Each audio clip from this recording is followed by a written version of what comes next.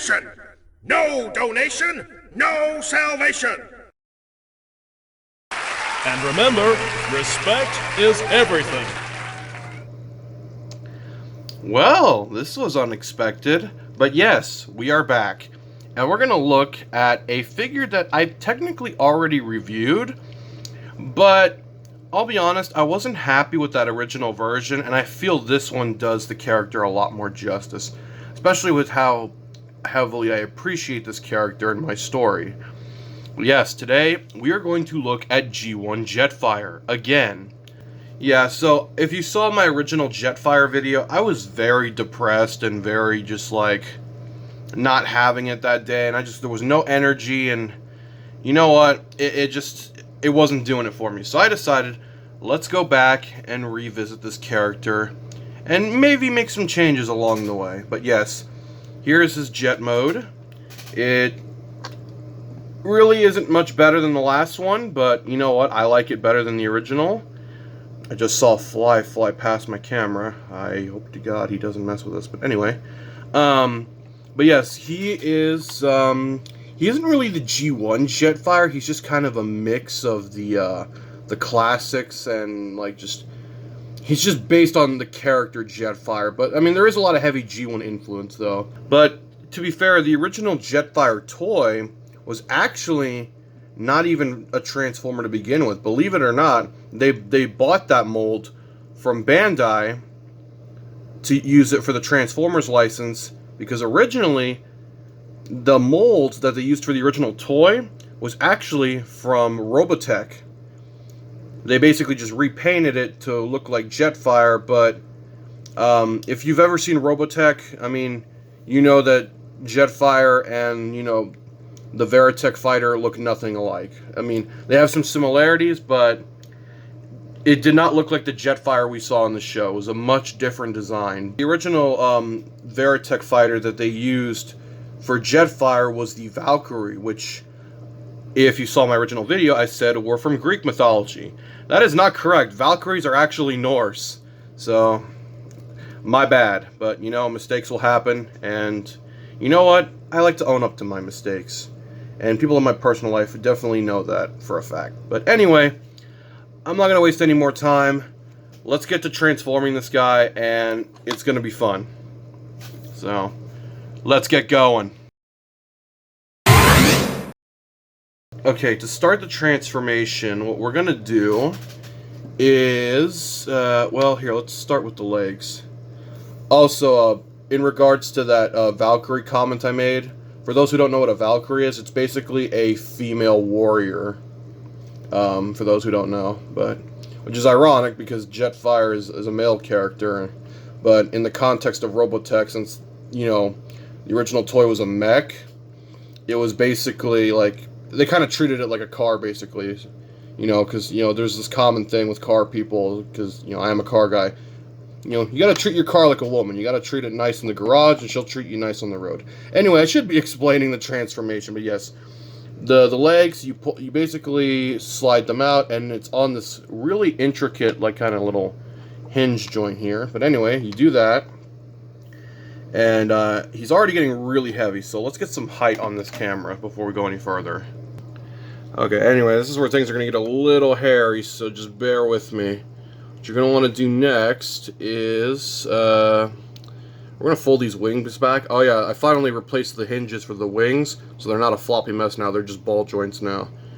And then, you're going to want to rotate the arms down, which become the rear wings.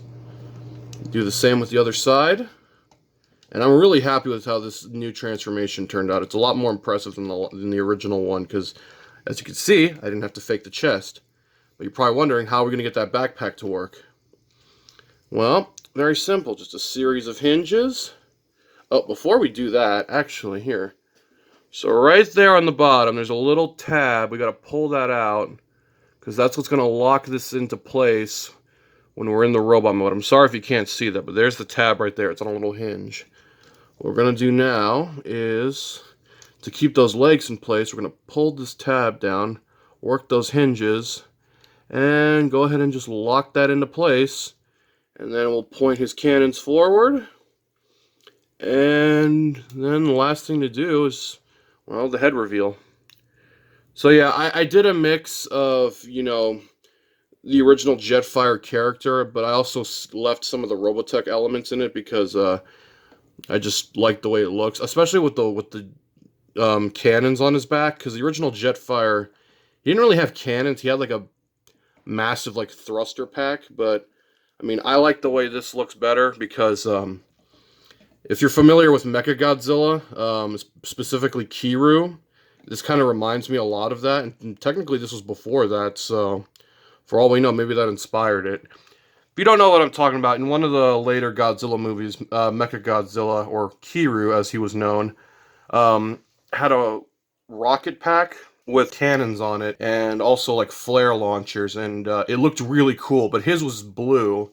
But then later in the movie, they replaced it for a more like hexagonal shaped one that was color matched with Godzilla, which I kind of like the blue/purple ones better. It's like a bluish purple, but I kind of like the blue ones better. It gives them some more color and makes them a little more unique. But anyway, we're talking about Jetfire here. So yeah, I didn't do that giant box that he has on his back. Instead, I kind of kept the missile pack like the original Veritech fighter because I just think it looks better. But cool thing is these cannons are adjustable. So if you want to adjust your height or angle, I mean, you can definitely do that. Speaking of adjustable, the wings are also now adjustable, so if I want to point them up a little more, I can do that. So because I was a big fan of the character in the Netflix trilogy, I did include his sword, which, all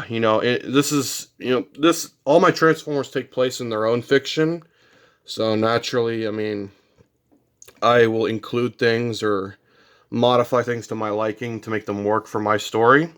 So there's his sword, and I also decided to redo the gun as well. So I added this little kind of grip that you would see on like M4 rifles that the military use, or even just basic law enforcement.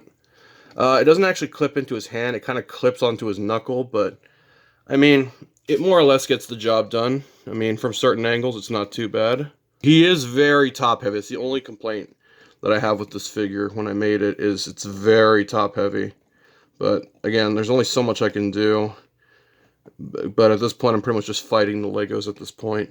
Yeah, he's just too top heavy, but it is what it is. We'll just stand him up straight and then pretty much finish things off here. I mean, there's really not much else to say. I mean, I've pretty much talked about everything I wanted to. But yeah, like I said, hopefully you guys like this version better. I remember the original video wasn't that great, and I was in a very dark time in my life at that time, so hopefully, this one's better, and, I hope you guys appreciate it, and, well, I'll see you guys in the next one. So, yeah, thanks for watching. Hallelujah! Another soul saved!